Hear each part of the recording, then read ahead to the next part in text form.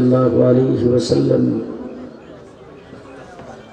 من يرد الله به خيرا يفقهه في الدين أو كما قال عليه الصلاة والسلام।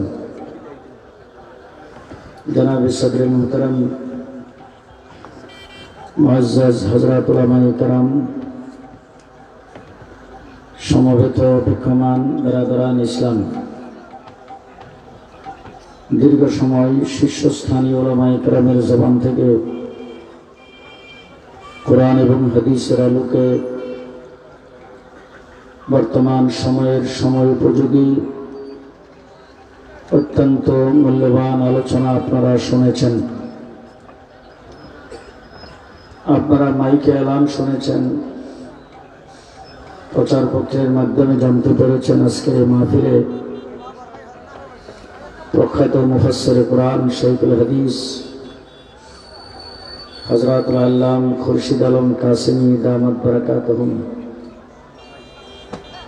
बांगलार तारेक जमील शेखुल हदीस हजरत अल्लामा नजरुल इस्लाम कासिमी दामत बरकातहुम,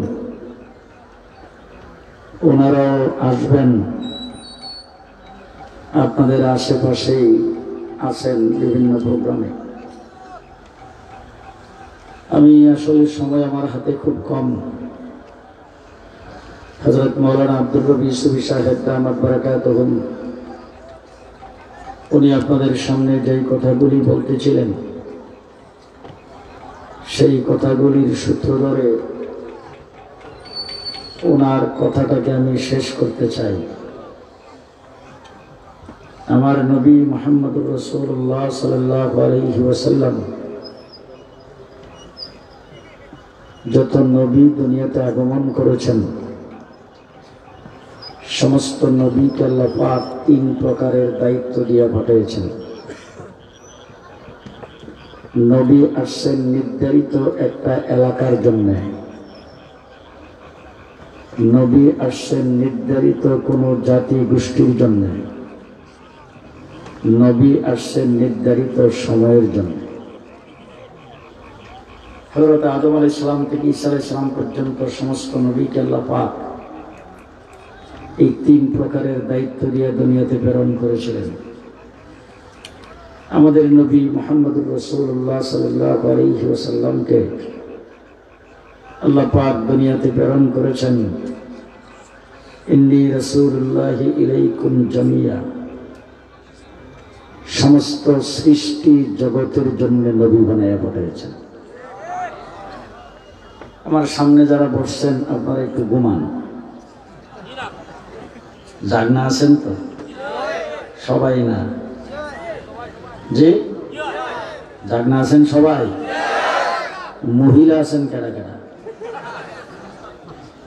মায়ের লোক আছেন কেউ না? সবাই পুরুষ? তাইলে একটু আওয়াজ করবেন, আর কেউ যদি আওয়াজ না করে তাহলে সিঙ্গারা এখানে সে শাহরিয়ার কবিরের দলের।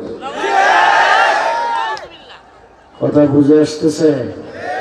জি, আমাদের নবী হলেন বিশ্ব নবী, আব্বালেরও নবী আখেরেরও নবী।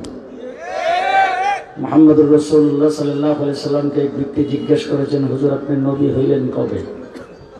আমার রাসূল বলেন, কুনতু নবিয়্যান ওয়া আদমু বাইনাল মা'i ওয়াত তিন, আমি তখনও নবী ছিলাম যখন আদম আলাইহিস সালাম পানি আর মাটিতে মিশ্রিত অবস্থায় ছিল। যত মানুষ পৃথিবীতে আগমন করেছেন প্রত্যেকটা মানুষ সম্পর্কে যদি আপনি আলোচনা করেন তাইলে প্রত্যেকের আলোচনা জন্ম থেকে শুরু মৃত্যু পর্যন্ত শেষ। আমাদের বাংলাদেশের বড় বড় মনীষী যারা দুনিয়ার থেকে চলে গেছেন, শেখ বরনবী রহমতুল্লাহি আলাইহি, ওনার আলোচনা যদি করতে চান জন্ম থেকে শুরু হবে মৃত্যু পর্যন্ত শেষ হবে। সেই গহরপুরে আলোচনা করবেন জন্ম থেকে শুরু মৃত্যু পর্যন্ত শেষ। স্বাধীনতা স্থপতি বঙ্গবন্ধুর আলোচনা জন্ম থেকে শুরু মৃত্যু পর্যন্ত শেষ। জিয়াউর রহমানের আলোচনা করবেন জন্ম থেকে শুরু মৃত্যু পর্যন্ত শেষ। জামিয়া আহমদ আনসারীর আলোচনা করবেন জন্ম থেকে শুরু মৃত্যু পর্যন্ত শেষ। ওয়ানলিফুর একমাত্র ব্যক্তি সৈয়দুল মুরসালিন খাতামুন নবিয়্যিন মুহাম্মদুর রাসূলুল্লাহর আলোচনা পৃথিবী সৃষ্টির 1000 বছর আগের থেকে শুরু, জান্নাতে যায় শেষ। কথা আসতে বলেন কেন? আমার নবী বিশ্ব নবী, কুল কায়নাতের নবী, সকল সৃষ্টি জগতের জন্য নবী। যত নবী পৃথিবীতে আগমন করেছেন সমস্ত নবী তার উম্মতের জন্য নবী হয়ে আসছেন। আমার নবী সকল নবীদের নবী। সেই নবী মুহাম্মদুর রাসূলুল্লাহ সাল্লাল্লাহু আলাইহি ওয়াসাল্লাম, আল্লাহ পাক ওনাকে দুনিয়াতে প্রেরণ করেছেন সর্বশ্রেষ্ঠ এবং সর্বশেষ নবী হিসাবে। কিয়ামত পর্যন্ত আমার নবীর পরে কোন নবী পৃথিবীতে আগমন করবে না। এবং রাসূল সাল্লাল্লাহু আলাইহি সাল্লামের পরে নবুয়তি শব্দটা উচ্চারিত হোক, এইটা আল্লাহ পাক চান না। কোন কোন বুজুর্গ কিতাবের ভিতরে লিখেছেন যে হুজুর আকরাম সাল্লাল্লাহু আলাইহি সাল্লামের ছেলে সন্তান জন্মগ্রহণ করেছেন, বালেগ হওয়ার আগে তারা দুনিয়া থেকে চলে গেছেন। আল্লাহ পাক তাদেরকে দুনিয়া থেকে নিয়ে গেছেন এই জন্যে যে যদি তারা দুনিয়াতে থাকতো আর রাস্তা দিয়ে হাঁটার সময় কেউ যদি আঙ্গুলটা দেখায় বলতো নবীর ঘরের নবী, এই জন্য আল্লাহ পাক এই নামটা উচ্চারিত হবে এইটাও চান না। হুজুর খাতামুন নবিয়্যিন, সর্বশেষ নবী, কিয়ামত পর্যন্ত কোন নবী আসবে না। অতীতে যত নবী আসছে, নবী দুনিয়া থেকে চলে গেছে, তার নবুয়তি চলে গেছে, তার শরীয়ত চলে গেছে, তার কিতাবের অস্তিত্ব নাই, তার মুজিজার অস্তিত্ব নাই। আমার নবী দুনিয়াতে আগমন করেছেন, নবী দুনিয়া থেকে চলে গেছে, কিতাব আছে, শরীয়ত আছে, সুন্নাত আছে, হাদিস আছে, নবুয়তি আছে, তরিকা আছে, কিয়ামত পর্যন্ত থাকবে। কেউ পরিবর্তন করতে পারবে না, পরিবর্তন করতে পারবে না। আমার নবী দুনিয়া থেকে চলে গেছেন, তার নবুয়তি কিয়ামত পর্যন্ত সময়ের জন্য আছেন এবং থাকবেন। রাসূলুল্লাহ সাল্লাল্লাহু আলাইহি ওয়াসাল্লাম দুনিয়া থেকে গেছেন আজকে 1450 বছর। কয় বছর? আমার নবীর আগে পৃথিবীতে একজন নবী আগমন করেছিলেন, ওনার নাম হযরতে ঈসা আলাইহিস সালাতু ওয়াস সালাম। তাকে আল্লাহ পাক আসমানি 4টা কিতাবের মধ্যে একটা কিতাব ইনজিল তাকে আল্লাহ পাক দিয়েছিলেন। ইনজিল শরীফ নাজিল হয়েছে হযরত ঈসা আলাইহিস সালামের কাছে। ঈসা আলাইহিস সালামকে আল্লাহ পাক শরীয়ত দিয়েছিলেন, ঈসা আলাইহিস সালামকে আল্লাহ পাক তরিকা দিয়েছিলেন, ঈসা আলাইহিস সালামকে আল্লাহ পাক সুন্নাত দিয়েছিলেন, ঈসা আলাইহিস সালামকে আল্লাহ পাক হিকমত দিয়েছিলেন। ঈসা আলাইহিস সালাতু ওয়াস সালাম নবী রাসূল, তিনি আয়েশা তার উম্মতের কাছে দ্বীন প্রচার করেছেন। আজকে গোটা পৃথিবীতে ঈসা আলাইহিস সালামের উম্মতের দাবিদার মুসলমান 170 কোটি, ঈসা আলাইহিস সালামের উম্মতের দাবিদার খ্রিস্টান 230 কোটি। আছে না নাই? কিন্তু আমার নবী পৃথিবীতে আসার 500 বছর আগে হযরতে ঈসা আলাইহিস সালাতু ওয়াস সালামকে আল্লাহ পাক আসমানে উঠায় নিয়েছেন। তিনি আসমান থেকে দুনিয়াতে নাই, তিনি আসমানে চলে গেছেন, আসমানে উঠায় নিয়েছেন। আমার নবী এর 500 বছর পরে পৃথিবীতে আগমন করেছেন। রাসূল পৃথিবীতে আয়েশা দেখেন যেই ইনজিল কিতাব হযরতে ঈসা আলাইহিস সালামের কাছে আল্লাহ পাক দিয়েছিলেন, সেই ইনজিলের বংশ তার উম্মতেরা রাখে নাই। কয় বছর? ভালো করে বলবেন, কয় বছর? 500 বছরের ভিতরে ইনজিল তারা বর্তা বানায় খেয়ে ফেলছে। ইনজিল কিতাবের অস্তিত্ব শেষ। ঠিক না ঠিক? হযরত ঈসা আলাইহিস সালামের শরীয়তের উপর তারা নাই। কেউ সূর্যের পূজা করে, কেউ চন্দ্রের পূজা করে, কেউ গাছের পূজা করে, কেউ মাছের পূজা করে। 360 বুট বাইতুল্লাহ শরীফে লাগাইছেন। বাইতুল্লাহ শরীফের ঘরের ভিতরে মূর্তি স্থাপন করেছেন। লাত, উজ্জা, মানাত, হুবুলের পূজা করে। তাদের নৈতিক চরিত্র এমন ভাবে ধ্বংস হয়েছে, মেয়ে সন্তান জন্মগ্রহণ করলে জিন্দা কবর দেয়। চরিত্র শেষ। কথা বললেন? চরিত্র শেষ, আদর্শ শেষ। তাদের নবীর যে আদর্শ ছিল সেই আদর্শ শেষ, তাদের চরিত্র শেষ। তারা সবাই বর্বর যুগ বর্বরতায় পরিণত হয়েছে। কয় বছর? কয় বছর? 500 বছরের ভিতরে কিতাব শেষ, তরিকা শেষ, শরীয়ত শেষ, তাদের নৈতিক চরিত্র শেষ। আর আমার নবী চলে গেছেন 1450 বছর। উজুর ফরজ রাসূলের যুগে ছিল 18টা, এখন আছে 7টা। যে সূরা ফাতিহার আয়াত ছিল 41টা, এখন 60টা হইছে। বলেন বলেন বলেন। জি হ্যাঁ, 1450 বছরের ভিতরে কোরআনে কারিমের জবর নক্তার যেমন পরিবর্তন হয় নাই, বাথরুমে যাইতে হবে বাম পাও দিয়া, সেটারও পরিবর্তন হয় নাই। রাস্তা দিয়ে ডান দিক দিয়ে হাঁটতে হবে, সেটারও পরিবর্তন হয় নাই। আপনার চাইতে আপনার সুন্নতেরও পরিবর্তন হয় নাই। 1450 বছরের পরিবর্তন হয় নাই, কিয়ামত পর্যন্ত হবে না। 500 বছরে, জি 500 বছরে সব শেষ। আজকে যদি বাংলাদেশের কোনো একজন আলেমকে জিজ্ঞেস করেন, কোন একজন মুসলমানকে জিজ্ঞেস করেন, কোন একজন তাবলীগের দায়ীকে জিজ্ঞেস করেন, কোন একজন দিনদার ব্যক্তিকে জিজ্ঞেস করেন, দিন সম্পর্কে জানে এমন কোন ব্যক্তিকে যদি জিজ্ঞেস করেন, আমার রাসূল সাল্লাল্লাহু আলাইহি সাল্লাম কোন জায়গায় জন্মগ্রহণ করেছিলেন, জন্মের সময় হুজুরের অবস্থাটা কি ছিল, রাসূল সাল্লাল্লাহু আলাইহি সাল্লামের মার অবস্থা কি ছিল, জন্মের সময় হুজুর আকরাম সাল্লাল্লাহু আলাইহি সাল্লাম মায়ের পেটের থেকে বের করে কি করেছেন, ওখান থেকে শুরু করে রাসূল সাল্লাল্লাহু আলাইহি সাল্লাম নখ কিভাবে কাটতেন, মাথার চুলের অবস্থা রাসূলের কি ছিল, মৃত্যুর আগ পর্যন্ত রাসূলের মাথার চুল কয়টা পাকছিল, হুজুর আকরাম সাল্লামের দাঁতের অবস্থা কি ছিল, রাসূল দাঁতের মিসওয়াক কিভাবে করতেন, ত্বকে থুতুর সুরমা কিভাবে লাগাইতেন, রাসূল সাল্লাল্লাহু আলাইহি সাল্লাম মুখ কিভাবে ধুইতেন, কুলি কিভাবে করতেন, আমার রাসূল সাল্লাল্লাহু আলাইহি সাল্লাম কিভাবে হাঁটতেন, হুজুর কিভাবে বসতেন, হুজুর কিভাবে ঘুমাইতেন, রাসূল সাল্লাল্লাহু আলাইহি সাল্লাম 11টা বিয়ে করেছেন, কোন সময় কোন বিবাহটা করেছেন, বিয়ার খুতবা কে পড়েছেন, বিয়ার কাজী কে ছিল, মোল্লা কে ছিল, সাক্ষী কে ছিল, রাসূল সাল্লাল্লাহু আলাইহি সাল্লামের বিবাহের সময় উলিমা কি খাওয়াইছেন, কে কে উপস্থিত ছিল। যদি রাসূলের জীবন বৃত্তান্ত 63 বছরের জিন্দেগি আমাদের উলামায়ে কেরামের কাছে, দিনদার ব্যক্তিদের কাছে মাহফুজ আছে, একটা একটা শব্দ করে বলে দিতে পারবো, গোটা খ্রিস্টান জগতের 230 কোটি মুসলমানকে, 230 কোটি খ্রিস্টানকে জিজ্ঞাসা করে দেখেন, তাদের নবীর জীবনীর একদিনও বলতে পারবে না। পারবে? হ্যাঁ, 500 বছরে সব আলুর মতো ভর্তা বানায় খেয়ে ফেলছে। জি, আজকে যদি আপনাদের খ্রিস্টান যদি কেউ মৌলভীবাজারে থাকে, তার কাছে যায় বলেন যে ভাই তোমাদের বাইবেলটা আমাকে একটু দেও তো দেখি, একটু দেও তো দেখি বাইবেলটা লন, লইয়া তারপরে ঢাকায় যান, সেখানে যায় খ্রিস্টান যারা আছে তাদের বাইবেলটা নেন, নিয়ে তারপরে রাজশাহী যান, সেখানে যায় রাজশাহীর বাইবেলটা নেন, এরপরে যান কলিকাতায় যায় কলিকাতার বাইবেলটা নেন, এরকম 4-5টা বাইবেল একত্রিত করে দেখেন, একটার সাথে আরেকটার বংশেরও মিল নেই। আছে আছে কোন মিল? 4টা এরকম যেমন বাইবেল তাদের কাছে বাংলা ভাষায় লেখায় লিখিত, সেটার মধ্যে যেমন মিল নাই। এবার আসেন দেখি খ্রিস্টানদের মধ্যে 4টা গ্রুপ কয়টা? জি, এবার 4 গ্রুপের কাছে যান, 4 রকমের বাইবেল। আমি চ্যালেঞ্জ করে বলতে পারি 4 গ্রুপের কাছে 4 রকমের বাইবেল, প্রত্যেকে দাবি করে এটাই হলো আমাদের নবীর কাছে নাজিল হয়েছিল, এইটাই আমাদের মূল কিতাব। তাদের 4 জনের কাছে 4 রকমের বাইবেল। আর আমার দ্বীন ইসলামের মাযহাবের দিক থেকে আমরা 4 গ্রুপ, 4 মাযহাব, মাসলা মাসাইলের দিক থেকে 4টা মাযহাবে বিভক্ত হয়েছে, কিন্তু 4 জনের কাছে একই কোরআন, জের জবর নক্তার পরিবর্তন নাই।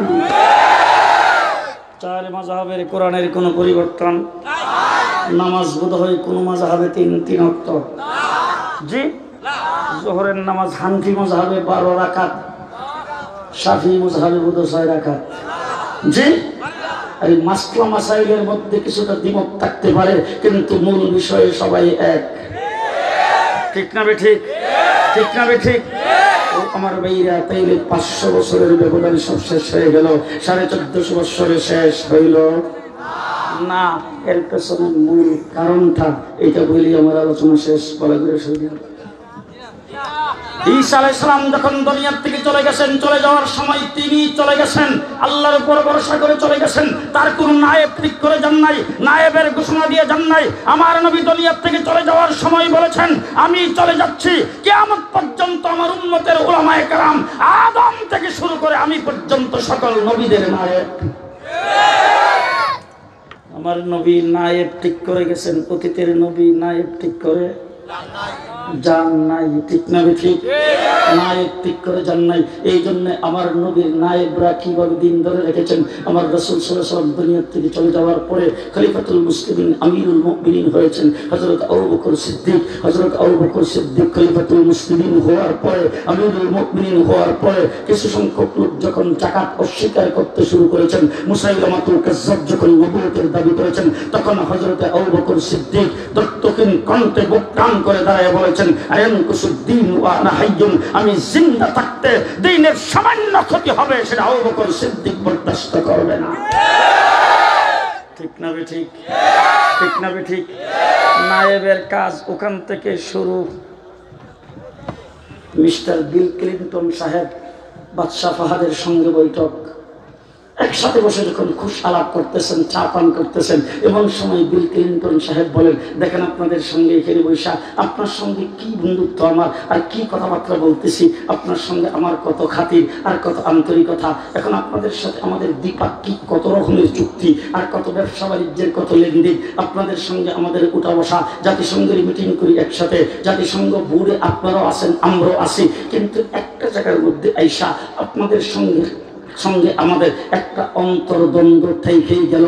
বাদশাহ ফাহাদ বলেন, সেটা কি? বলে, সেটা হচ্ছে আপনাদের যে ধর্মগ্রন্থ আল কোরআন, সেটার ভিতরে ইহুদি খ্রিস্টান অন্যান্য ধর্ম সম্পর্কে যেই কথাগুলি আছে, সেই কথাগুলি যদি একটু কাটছাট করে, আপনারা যদি আপনাদের ধর্মগ্রন্থটাকে শুধু ইবাদত বন্দেগীর কথা যেগুলি আছে সেইগুলি রেখে যদি কাটছাট করে সাজাই দিতেন, তাইলে আপনাদের মধ্যে আর আমাদের মধ্যে কোনো দ্বন্দ্ব থাকতো না। এই কথা বলার পরে বাদশাহ ফাহাদ ডাক দিয়ে বলেন, শোনো, তোমাদের ধর্মগ্রন্থ বাইবেলকে তোমাদের মন গড়া ইচ্ছায় বৎসরে বৎসরে পরিবর্তন করো বলে তোমরা কোরআনের মধ্যে হাত দেওয়ার কথা বলতেছো। জেনে রাখো, কোরআনের কোন শব্দের পরিবর্তন নয়, কোন শব্দের অর্থের কোন পরিবর্তন করলে গোটা পৃথিবীর জমিনে আগুন জ্বলে যাবে। আল্লাহু আকবার। দিন ইসলাম, দিন ইসলাম জিন্দাবাদ, জিন্দাবাদ। কোরআন হাদিসের আলো ঘরে ঘরে চালো, ঘরে ঘরে চালো, কোরআন হাদিসের আলো। মুসলমান, আজকে ফ্রান্সে আমার নবীর ব্যঙ্গচিত্র বের করার পরে গোটা বিশ্বের ইহুদি খ্রিস্টান বিজাতিরা বুঝতে পেরেছে মুসলমানের অন্তরে নবীর দরদ কদ্দুর। গোটা বিশ্বের 170 কোটি মুসলমান রাস্তায় নেমে গেছে, ঠিক কিনা জোরে কন? যারা মৌলভীবাজারে মিছিল করেছিল তাকে যদি যাই জিজ্ঞেস করে, বেটা স্লোগান যে দেশ, নবীর বিরোধীদের বিরুদ্ধে স্লোগান দেশ, নবীর বিরোধীরা কি করছে? কইতারি না, কইতারস না, রাস্তায় কাম শুনছে, বলে জামিল আহমদ আনসারী সব কইছে, কথা কয় না, বল বরুণার পিসাব কইছে, লাগে নামছি, বলে আমি আর কিচ্ছুই জানি না। ঠিক কিনা কন? ঠিক কিনা কন? বিশ্ব মিডিয়ার জরিপে আসছে, ফ্রান্সে রাসূলের ইজ্জতের উপর আক্রমণের পরে গোটা বিশ্বের 170 কোটি মুসলমান যে মিছিল করেছে, সেই মিছিলের মধ্যে সবচাইতে বেশি মিছিল কোন দেশে হয়েছে সে বিশ্ব মিডিয়ায় প্রমাণ করেছেন। সবচাইতে বেশি মিছিল আমার সোনার বাংলাদেশে হয়েছে। বাংলাদেশের মানুষ সবচাইতে বড় ধর্মপ্রাণ, বাংলাদেশের মানুষ সবচাইতে বড় ধর্মপ্রাণ, ঠিক না ঠিক? বিশ্ব মিডিয়ায় সেই রিপোর্ট দিয়েছেন পৃথিবীর যত রাজধানী, যত শহর, কোন শহরে সবচাইতে বড় মিছিল হয়েছে, সেই মিডিয়ার রিপোর্টে বলেছেন সবচাইতে বড় মিছিল হয়েছে বাংলাদেশের রাজধানী ঢাকা শহরে। বাংলাদেশের মানুষ সবচাইতে বেশি ধর্মপ্রাণ, ঠিক না ঠিক? ধর্মের ব্যবহার ছাড়া এই দেশে কিছুই চলে না। কি বলেন, চলে? জানি না আপনাদের এখানে কোনো ইলেকশন আছে কিনা। গত কয়েকদিন আগে আমার ভাই হযরত মাওলানা নুর আলম হাবিব সাহেব উনিয়ে গিয়েছিলেন উমেদনগর মাদ্রাসায়। ওখানে যখন আমি আসলাম, 4 জন পৌরসভার মেয়র প্রার্থীরা মাথায় হাত দিয়ে দোয়া করছে। কয়জন? 4 জন আইসি টুপিটা মাথা দিয়া আইসা প্রত্যেকেই প্রথম কথাটাই সালাম মুসাফা করে, হুজুরে আমরা ধর্মের ব্যাপারে, আমার বাপ দাদা 14 গোষ্ঠী দাঁড়ি, আমরা হুজুর এই ব্যাপারে আপনাদের সাথে আছি। বাংলাদেশে যখন ইলেকশন আসে, ধর্মের ব্যবহার ছাড়া কেউ ইলেকশন করতে পারে না, ঠিক না ঠিক? যখন ইলেকশন আসে তখন সকলের স্লোগান হয় লা ইলাহা ইল্লাল্লাহ, নৌকার মালিক তুই আল্লাহ, লা ইলাহা ইল্লাল্লাহ, দানের শীষে বিসমিল্লাহ। এই স্লোগান ছাড়া ইলেকশন ক্যাম্পেইন সাফে না, ঠিক না ঠিক? এদেশের মানুষ ধর্মপ্রাণ, ঠিক কিনা গান, ঠিক কিনা গান? আর এখন ধর্মের ব্যাপারে যেই যার যত কিছু বলবেন, আপনারা তো চান, এই দেশের কিছু লোকজন চায় যারা স্বাধীনতার পক্ষ শক্তি বলে দাবি করে, প্রশাসনে এমন লোক আছে, সরকারের এমন লোক আছে, বিরোধী দলে এমন লোক আছে, যে সমস্ত লোকেরা চায় আমাদের আলেম উলামায়ে কেরামকে মসজিদের ইমামতি করবে, জুমার নামাজ পড়াবে, জানাজার নামাজ পড়াবে, মা বাপ মারা গেলে দোয়া করবে, মিলাদ মাহফিল পড়বে, খতম ইউজ করবে, আর হুজুর আমাদের জন্য মাথায় হাত রেখে খালি দোয়া করবে, এর বাহিরে মৌলভীরা কোনো কাজে না আসুক, ঠিক না ঠিক? পরিষ্কার কথা বলতে চাই, তোমরা যেটা চাও আমাদেরকে দিয়ে করাইতে, সেটা হলো বারাতিয়ার কাজ। আমরা এদেশে বারাতিয়া নই, বাড়িওয়ালা। এই দেশের আলেম উলামায়ে কেরাম এই দেশের বারাতিয়া নয়। পরিষ্কার ভাষায় বলতে চাই, বারাতিয়া হিসাবে বাংলাদেশে একদিনও থাকতে রাজি নয়, একদিনও থাকতে রাজি নয়।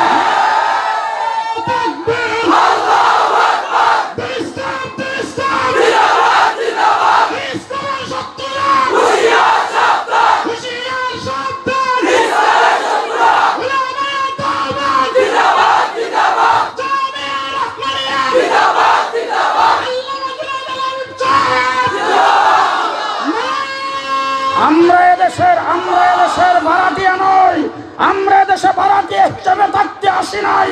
যদি বাংলাদেশের আইডি কার্ডে রাজনীতি করার যদি তোমার অধিকার থাকে, জামির আহমদ আনসারীর অধিকার আছে। কি বলেন, আছে না নাই? তোমার যে আইডি কার্ড, আমারও তো সে আইডি কার্ড, সুতরাং তুমি লম্প জম্প মারবে, রাজনীতি করবে, আর আমি মুলি সাহেব হয়ে খালি কবর জিয়ারত করব।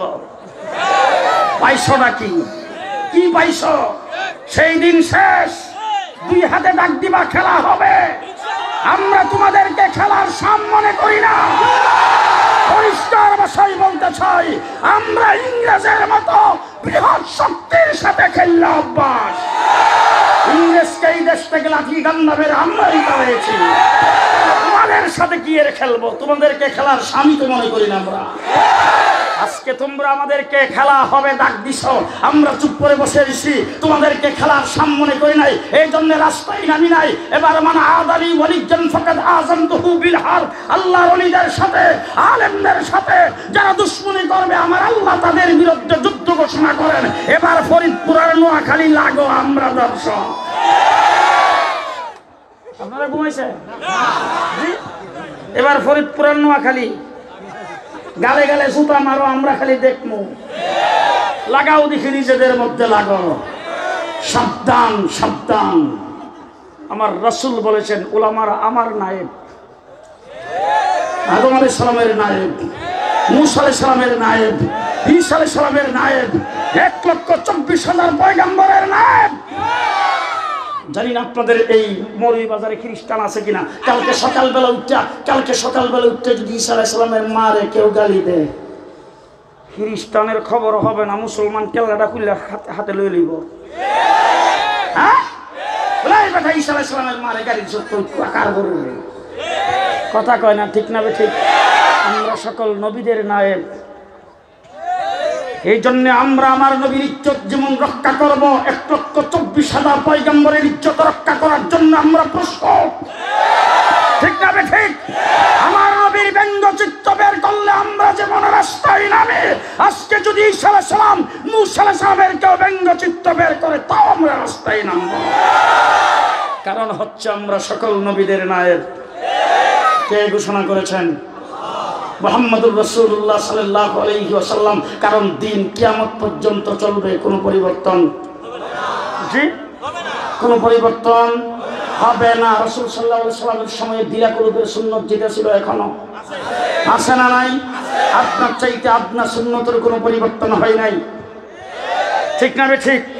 এখন দিন কমপ্লিট, কিয়ামত পর্যন্ত চলবে, এটার জন্য পাহারাদারির দরকার। বাংলাদেশ স্বাধীন কমপ্লিট, এটার জন্য যেমন বর্ডার গার্ডের দরকার, দিন কমপ্লিটের জন্য পাহারাদারির দরকার। আল্লাহ পাক আমাদেরকে দিনের পাহারাদার বানিয়েছেন। দ্বীনের পাহারাদার বানাইছেন, ঠিক না ঠিক? এবার যদি দ্বীনের ভিতরে কেউ যদি নতুন কিছু ঢুকাইতে চায় তাইলে আমরা পাহারাদার, দ্বীনের থেকে কেউ কিছু বের করতে চাইলো আমরা পাহারাদার। আল্লাহ রাসূল সাল্লাল্লাহু আলাইহি সাল্লাম আযান দিয়েছেন হযরতে বেলালকে দিয়া। বেলাল হলো মুয়াজ্জিন। আযানের মধ্যে বেলাল আল্লাহু আকবার বলে শুরু করেছেন, লা ইলাহা ইল্লাল্লাহ বলে শেষ করেছেন। এখন যদি কেউ আইসা আযানের ভিতরে কিছু ঢুকাইতে চায়, সালাতু সালাম আগে পরে লাগাইতে চাই, আমরা পাহারাদার। ঢুকাইতে গেল আমরা পাহারাদার। মুসলমানদের জন্য, ইমানদারদের জন্য, বিশ্বনবীর উম্মতের জন্য তারাবির নামাজ কয় রাকাত? 20 রাকাত। কেউ যদি 8 রাকাত সুন্নি কইরা আর কেউ যদি 12 রাকাত সুন্নি কইরা 8 রাকাত রাখতে চায়, আমরা পাহারাদার। কথা কয় না, ঠিক না ঠিক? কেউ যদি 12 রাকাত চুরি করে 8 রাকাত রাখতে চাই, আমরা পাহারাদার। পরিষ্কার ভাষায় বলতে চাই, কোন ব্যক্তি যদি রাগ করে কাউকে কূপ দে 3টা, রাগ কইরা কূপ দিছে কয়টা? 3টা। থানার মধ্যে কেস দিতে গেলে 3টা কূপ দেখায়া তারপরে স্যার রে কয় স্যার, আর বাকি আরো 2টা আছে এবং জায়গায় দিছে দেখাইবার মতো দিছে কয়টা? এফআইআর লেখছে কয়টা? 5টা। তাইলে তোমারে কেউ কূপ দিলে তুমি যে এফআইআর মধ্যে লেখো 5টা, আর এখন এই মাসলা দাও। কেউ যদি রাগ করে যদি একসাথে 3 তালাক দিয়া দেওয়া হবে 1 তালাক, তাইলে তুমি তালাক সুর। এদেশের মুসলমানদের ঘরে যারা সন্তান যদি কেউ তালাক চুরি করে যদি কেউ সৃষ্টি করতে চায়, আমরা পাহারাদার। আমরা পাহারাদার। হযরত উসমান রাদিয়াল্লাহু তাআলা মুসলমানদের সুবিধার্থে জুমার নামাজ আযান সিস্টেম জারি করেছেন 2টা। এবার যদি কেউ আইসা একটাকে চুরি করে নিতে চাই আরেকটা রাইখা, আমরা আমরা আমরা পরিষ্কার ভাষায় বলতে চাই, আমরা দ্বীন ইসলামের পাহারাদার, ইসলামের স্বার্থে দেশেরও পাহারাদার। খুব ভালো করে মনে রাখবেন, দ্বীন ইসলামের স্বার্থে আমরা দেশেরও পাহারাদার। তার কারণ হলো আমার দেশটা যদি স্বাধীন না থাকতো, জামিয়া রহমানিয়ার মাহফিল এইভাবে হতে পারতো না। সুতরাং দেশের স্বাধীনতা রাখতে হবে আমাদের দ্বীন ইসলামের জন্য। দ্বীন ইসলামের পাহারাদারি আমরা করেছি। আজকে যারা আমাদেরকে দেখলে আর চোখে তাকাও, আজকে যারা আমাদেরকে দেখলে মনে করো দিয়ানার মোল্লা, আজকে যারা আমাদেরকে দেখলে মনে করো যে সমাজের আমরা নিরীহ মানুষ আর ভিন্ন শ্রেণীর লোক, তাদেরকে স্মরণ করাই দিতে চাই, তোমরা স্বাধীনতার ইতিহাস ভুল রচনা করেছ। তোমাদের স্বাধীনতার ইতিহাস ঠিক নয়। স্বাধীনতার ইতিহাস যদি রচনা করতে চাও তাহলে 1 নম্বরে সেখানে নাম থাকতে হবে শাহ আব্দুল আজিজ মুহাদ্দিস দেহলভী রাহমাতুল্লাহি আলাইহি। উলামায়ে কেরামকে সাক্ষী রেখে বলে যাচ্ছি, 56,000 বর্গ মাইলের বাংলাদেশ, সেই দেশে আওয়ামী লীগ, বিএনপি, জাতীয় পার্টি, ওনারা যত বড় লিডার আর যত বড় দল, এর চাইতে অনেক বড় দল ছিল। গোটা ভারতবর্ষ মিলে যখন একটা দেশ ছিল, বড় বড় রাজনৈতিক দল ছিল, ওই সমস্ত রাজনৈতিক দলের বড় বড় লিডার ছিল, কিন্তু কোনো একজন লিডার ইংরেজ যখন ক্ষমতা দখল করেছে একটা শব্দ করার সাহস পাই নাই। যদি সাহস করে বুক টান করে যদি কথা বলেছেন, সর্বপ্রথম একজন মাওলাভী কথা বলেছেন, তার নাম শাহ আব্দুল আজিজ মুহাদ্দিস দেহলভী রাহমাতুল্লাহি আলাইহি। দেশের স্বাধীনতার জন্য সর্বপ্রথম মুখ খুলছে এই দেশের আলেম ওলামায়ে কেরাম, তাদের অভিভাবক শাহ আব্দুল আজিজ মুহাদ্দিস দেহলভী। আজকে যদি স্বাধীনতার ইতিহাস রচনা করতে চাও, শাহ আব্দুল আজিজকে বাদ দিয়া স্বাধীনতার ইতিহাস রচনা হবে না। সেই স্বাধীনতার ইতিহাসের রচনা সর্বপ্রথম শাহ আব্দুল আজিজ স্বাধীনতার জন্য সর্বপ্রথম যুদ্ধের ঘোষণা দিয়েছেন। সেই যুদ্ধের ঘোষণা শুনে সৈয়দ আহমদ বেরলভী রহমতুল্লাহ আলাইহি শাহ ইসমাইল শহীদ 1831 খ্রিস্টাব্দে বালাকুটের ময়দানে শাহাদত বরণ করেছেন। বালাকুটের ইতিহাসকে বাদ দিয়া স্বাধীনতার ইতিহাস রচনা করা যাবে না। টিপু সুলতানকে বাদ দিয়া, সিরাজউদ্দৌলাকে বাদ দিয়া স্বাধীনতার ইতিহাস রচনা করা যাবে না। 1857 সালের আজাদী আন্দোলনে হাফেজ জামিন শহীদকে বাদ দিয়া কাসেম নানতবী আর হাজী আমদাদুল্লাহ মহাজের মক্কি, রশিদ আহমদ গঙ্গোহীকে বাদ দিয়া স্বাধীনতার ইতিহাস রচনা হবে না। স্বাধীনতার ইতিহাস যদি রচনা করতে চাও, 1857 পর থেকে 1866 পর্যন্ত 10 বছরে 55,000 আলেমকে ফাঁসির কাষ্ঠে ঝুলাইয়া, আগুনে পুড়াইয়া, পানিতে ডুবাইয়া হত্যা করা হয়েছে।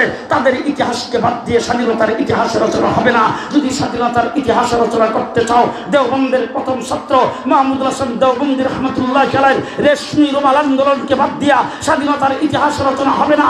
মালটার কারাবরণকে বাদ দিয়া, নির্যাতনকে বাদ দিয়া স্বাধীনতার ইতিহাস রচনা হবে না।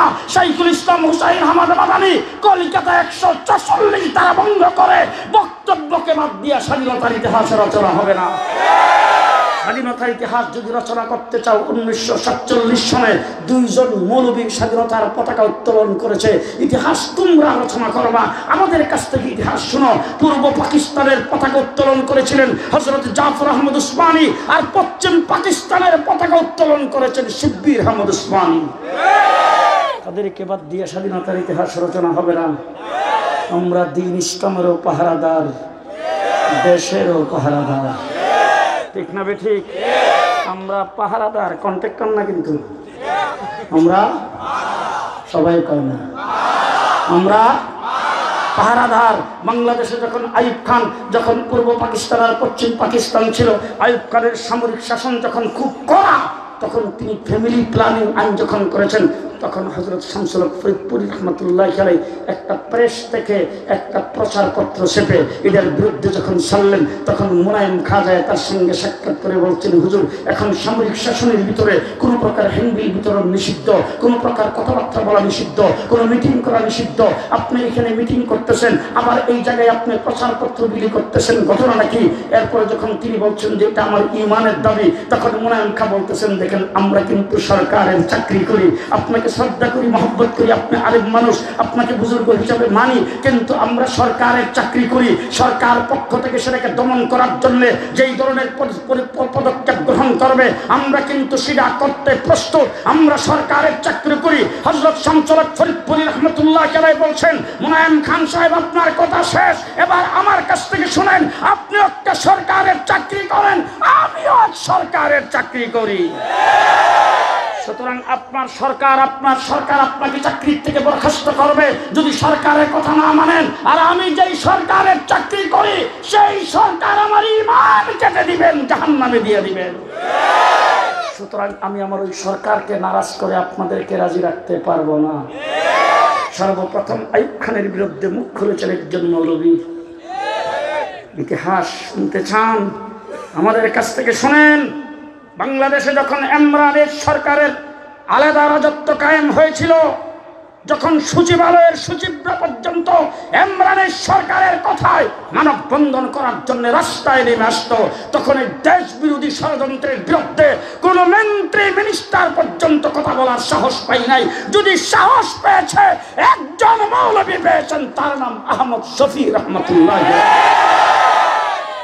আলেমের অবদান 50 বছর পর্যন্ত এমন কোন চ্যালেঞ্জ আসে নাই যেটার মোকাবেলা আমরা করি নাই। লতিফ সিদ্দিকী মন্ত্রী ছিল, হজের বিরুদ্ধে আর তাবলীগের বিরুদ্ধে কথা বলছে, আমেরিকার থেকে আইবার আগে ঘুমাইছেন। জি, মন্ত্রী কেউ সারি নাই, হাইকোর্টের বিচারপতি কেউ সারি নাই। এখন আপনাদের কেউ কেউ বলবেন, হুজুর যারা ছাড়ছিল না তারা তো এখন নাই, কিন্তু তারা আমাদেরকে তশকিল করে গেছেন, ঘুমাইছে এখন। তাবলীগ জমাতে এক চিল্লা দিচ্ছেন মূর্খ মানুষ, হেরে যদি আপনি আসরের পরে এলান করার জন্য দেন, হ্যাঁ উঠতে কো ভাই আল্লাহর হুকুম মানা, রাসূলের তরিকা মতো চলা, কথা কয় না। এখন যদি জামিল আহমদ আনসারী সাহেব এলান করতে দেন, উনিও এই শব্দ বলবে। কাকরাইলের জুবাইর সাবরে দিলে উনিও এই শব্দ, কোনো বেশ কম। জি, এবার যদি মাগরিবের পরে কাকরাইলের জুবাইর সাবরে বয়ান করতে দেন, উনি এটা বলে মোটামুটি কয়েকটি কথার উপর মেহনত করিয়া আমল করিতে পারিলে, এক চিল্লা দিয়ে এসে মূর্খ মানুষ হেরেও যদি দেন, হ্যাঁ উঠতে বলবে মোটামুটি কয়েকটি কথার উপর মেহনত করিয়া আমল করিতে পারিলে। মুরব্বীরা যেই শব্দ শিক্ষা দিয়েছেন, এই শব্দের বাহিরে যেমন তাবলীগের লোকেরা কিছু করে না, আমাদেরকে আল্লামা আহমদ শফি, নূর হোসেন কাসিমি, হবিগঞ্জের মুহাদ্দিস যেই শব্দ শিক্ষা দিয়েছেন, এর বাইরে আমরা কিছুই করতে পারবো না। রাজি আছেন? রাজি আছেন? হ্যাঁ, আমরা দ্বীন ইসলামের পাহারাদার। পাহারাদারের জীবন থাকুক আর যাক পাহারাদারি করে, নাকি দুর্দাবাড়ির জায়গা? হ্যাঁ, এদিকটা আপনাদের মৌলভীবাজার, শ্রীমঙ্গল, বিভিন্ন সময় বিভিন্ন বাজার দিয়ে চলিত, অনেক বড় বড় বাজার। রাত্রে 2টা-3টার সময় যখন আসি, তখন দেখি নাইট গার্ড, বিশাল বড় বাজার, নাইট গার্ড হইল 5-6 জন। কয়জন? এদের হাতে বাজার কমিটি দিয়েছে একটা লাঠি, লাঠি নিয়ে নাকি সাদা প্রধানে থাকে রাস্তার আইল্যান্ডের উপরে, ঘরের বারিন্দাত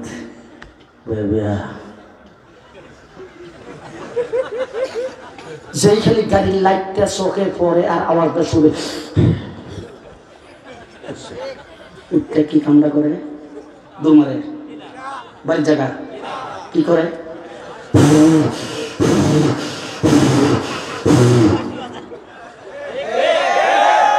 চারি পাঁচ ছয় জন যারা আসিল সবাই আইসা গাড়ি গেরাও। এবার আমার গাড়ি প্রাইভেট কার, আমার সঙ্গে আমার খাতে আমার ড্রাইভারে ডাক ডাক ওই লাইটটা জ্বালা। লাইটটা যখন জ্বালাইছে গ্লাসটা যখন খুলছি, আসসালামু আলাইকুম, ও হুজুর ওয়াজ করিয়েছেন, আমাদের জন্য দোয়া করেন, ঠিক না? এবার চুপ ডাকাত যখন আসে তখন আমার লাগান প্রাইভেট কার লইয়া হায়েস কমপক্ষে 12 জন আমার লাগান মারাইটা। ও বাবা, আর সুদ ডাকাতের হাতে কি? হ্যাঁ, রাইফেল আর বন্দুকের অস্ত্র, আর নাটগার্ডের হাতে লাঠি। এখন তারা যখন গাড়ির লাইটটা খালি দেখছে ওরে এসে গাড়ি ঘেরাও করছে, ঘেরাও করার পরে ভিতরের লাইটটা জ্বালিয়া যেখানে হুম করছে, মানে 5 জন লাঠিওয়ালা নাইট গার্ড, 12 জন অস্ত্রওয়ালা ডাকাইতের লগে পারবো জি। তখন তারা কি কাম, ডাকাইতেছে রে, কথা কয় না, ঠিক আছে ঠিক। 4-5 জন মিল্লা যখন আওয়াজ দিছে ডাকাইতেছে রে, দোকানে বাড়ি ঘরে আশেপাশে যে যেখানে ছিল যার হাতে জিরা পাইছে লইয়া দৌড়ে। কথা বলেন। তাসলিমা নাসরিন কোরআন পরিবর্তন করতে চাইছে। বাইতুল মুকাররমের খতিব উবাইদুল হক বলছে ডাকাইতেছে রে, আর আপনারা লং মার্চ করতে গেছেন দর রে। কথা বলেন ঠিক না বেঠিক? হাইকোর্ট থেকে 2 জন বিচারপতি ফতোয়ার বিরুদ্ধে রায় দিয়েছে। মুফতি ফজলুল হক আমিনী বলছেন ডাকাইতেছে রে। শাহবাগে নাস্তিকার মুর্তাদারা যখন আল্লাহর নবীর ইজ্জতের উপর আক্রমণ করেছে, আল্লামা আহমদ শফি বলছেন ডাকাইতেছে রে, আপনারা তখন পায়ে হাইটটা লং মার্চ করেছেন দর রে। সামনেও যদি উলামায়ে কেরাম, আল্লামা জুনায়েদ বাবনগরী, বাংলাদেশের সমস্ত মুরব্বী উলামায়ে কেরামের উত্তরসূরি, হেফাজতে ইসলামের আমির, উনি গোটা বাংলাদেশের উলামায়ে কেরাম এবং দিনদার মানুষের নেতৃত্বে এখন দায়েম ও কায়েম। উনি যদি কাউকে চোর সাব্যস্ত করে বলেন ডাকাইতেছে রে, আপনারা কি বলবেন? কারা কারা বলতে রাজি? ও আখির দাওয়ানা আলহামদুলিল্লাহ রাব্বিল আলামিন। আসসালামু আলাইকুম।